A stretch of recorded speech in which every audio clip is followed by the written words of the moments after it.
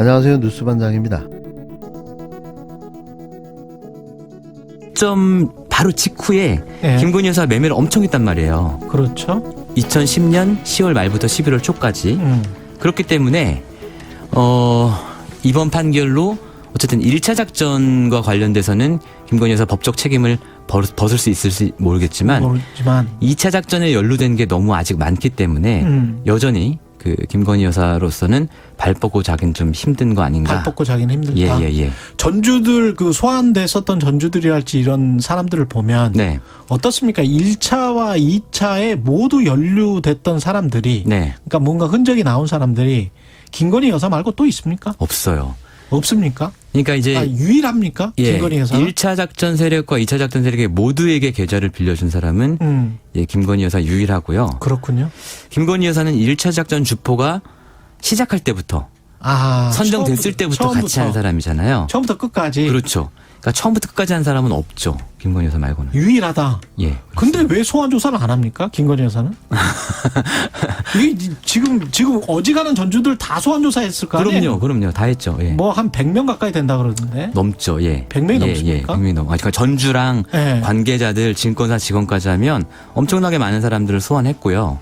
그러면 이게 말이 안 되잖아요. 1, 2차 관련해서 지금 모두 연루됐다. 이거는 권오수, 그다음에 작전 세력, 그리고 김건희 여사밖에 없다는 거 아니에요? 아니 작전 세력도 나뉘어요? 나뉘죠. 그렇구나. 그러니까 권오수 회장하고 김건희 여사만 있는 거죠. 13일 KBS 라디오 최경영의 최강 시사에 출연한 뉴스타파 시민보 기자가 충격적인 사실을 폭로했습니다. 기존 언론들이 다루지 않고 있는 사실을 조목조목 짚어가며 도이치모터스 주가 조작 사건에 김건희 씨가 얼마나 깊게 관여되어 있는지를 설명했는데요. 1, 2차 주가 조작 시기에 모두 참여한 사람이 권오수 도이치모터스 전 회장과 윤석열 대통령 부인 김건희 씨밖에는 없다는 충격적인 폭로였습니다. 이는 이번 1심 판결문에 적시되어 있는 내용이었는데요. 기가 막힙니다. 대한민국 언론이 다 죽지 않았다면 왜 이런 내용을 보도하지 않는 걸까요? 심지어 주가 조작 선수들도 1차와 2차가 나눠지는데 오직 권오수 전 회장과 김건희 씨만 1, 2차 주가 조작 시기에 완벽하게 관여되어 있다는 건데요. 전주가 100명이 넘고 그 100명을 다 조사해놓고도 1차 주포가 처음 지정됐을 때부터 마지막까지 모든 주가 조작에 관여된 2명 중에 오로지 김건희 씨만 계속 수사하지 않고 있는 겁니다. 13일 언론 보도를 보면 아직도 모두가 쉬쉬하는 분위기인데요. 도이치모터스 주가 조작 1심 판결이 나왔지만 대한민국 언론들은 아직도 헤매고 있는 거죠. 이는 알면서도 모른 척하고 방관하고 있는 겁니다. 이 사건의 중대성을 전혀 인지하지 못하고 수박 겉핥기식의 보도를 이어가고 있는 건데요. YTN은 주식을 누가 주문했는지 애매하다고 보도했고 SBS와 경향신문은 실명이 아닌 김 여사로만 제목을 표기했습니다. 사건의 본질은 대통령 부인, 여사가 아니라 김건희 씨인 건데요. 이번 1심 판결이 중요한 이유는 김건희 씨 말고도 장모 최은순 씨가 주가 조작에 깊게 개입한 사실이 드러났다는 점입니다. 또 공소시효가 아직 남아있음이 명확해졌는데요. 가족 자체가 범죄 집단으로 봐도 무방한 상황인 거죠. 여기에 이들을 비호하고 있는 당사자가 윤석열 대통령이라는 의심이 집중될 수밖에는 없는데요. 국힘당은 매일같이 전 정권에서 모두 수사했다고 목소리를 높이고 있습니다. 하지만 이런 주장이 어이가 없는 건 당시 검찰청장이 윤석열이었기 때문인 거죠. 검찰의 수장이 윤석열이었는데 자신의 일가족 수사가 제대로 됐을 리가 만무한 겁니다. 이번에 공개된 도이치모터스 주가 조작 1심 판결문을 보면 판결문 도입부부터 김건희 주가 조작 통정 거래가 언급되는 등 판결문 곳곳에서 김건희 씨의 범죄 사실이 등장합니다. 그것도 판결문의 실명으로 김건희 씨와 최은순 모녀 이름이 37차례 등장하는데요. 이는 결국 대선 당시 윤석열 후보가 선거 과정에서 거짓말로 허위 사실을 유포했다고 법원이 인정한 셈인 거죠. 허위 사실을 유포해 대통령에 당선됐다면 선거법 위반에 해당하는 중범죄인데요. 대통령직을 상실할 수도 있는 중대 사안입니다. 더 기가 막힌 건 판결문에 김만배 씨도 등장하는데요. 김건희 주가 조작과 관련해 당시 김만배 기자가 증거를 가지고 권오수 회장을 찾아가 협박했다는 사실도 확인됐습니다. 그래서 대장동 녹취록에 김만배 씨가 이렇게 말했었죠. 윤석열은 영장 들어가면 죽어. 윤석열은 원래 죄가 많은 사람이긴 해.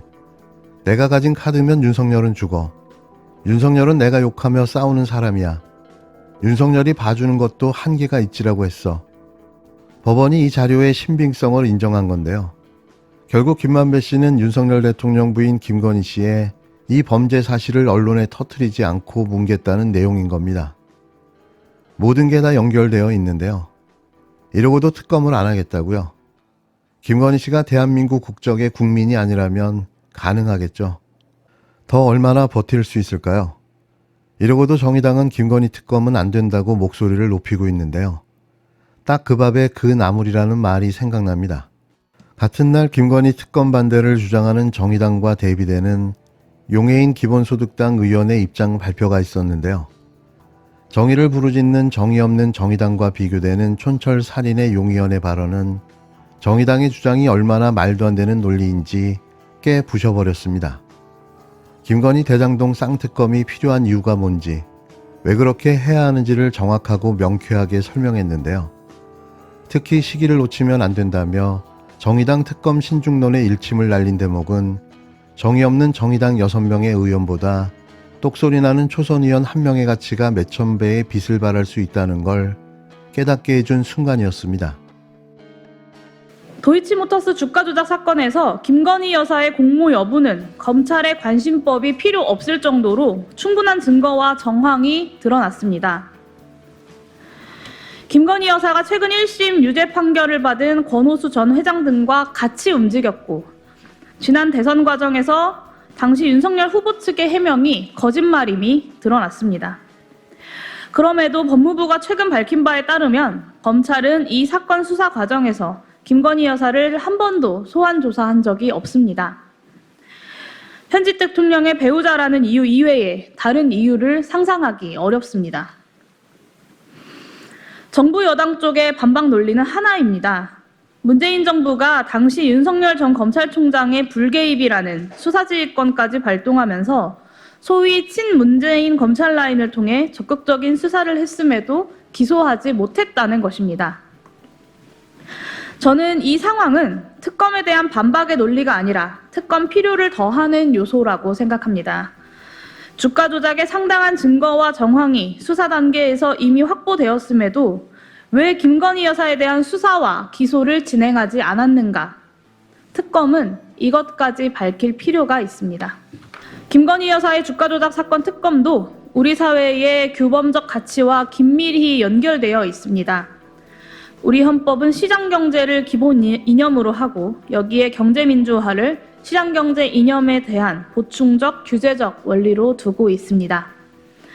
시장경제에서 가격에 개입하는 것은 공공기관의 공공성 구현이라는 매우 제한적인 목적으로만 인정되고, 사적 개인이 주식 가격을 조작해 사익을 챙기는 것은 우리 사회 기본 이념을 훼손하는 중대한 경제 범죄입니다. 김건희 여사가 도이치모터스 주가 조작에 이미 유죄 판결을 받은 다른 피고인들과 함께 움직였다는 명백한 증거와 정황이 충분히 제시된 상황입니다. 과거에는 검찰 간부의 배우자라서, 현직 대통령의 배우자라서 면책이 된다면 이것은 위헌적 상황입니다. 무엇보다 검찰이 그런 면책 특권을 선택적으로 발급하는 역할을 담당할 때 검찰 자신이 부정부패 네트워크의 중대한 한 축으로 기능하면서 주권 재민, 민주주의 원칙까지 위협하게 됩니다.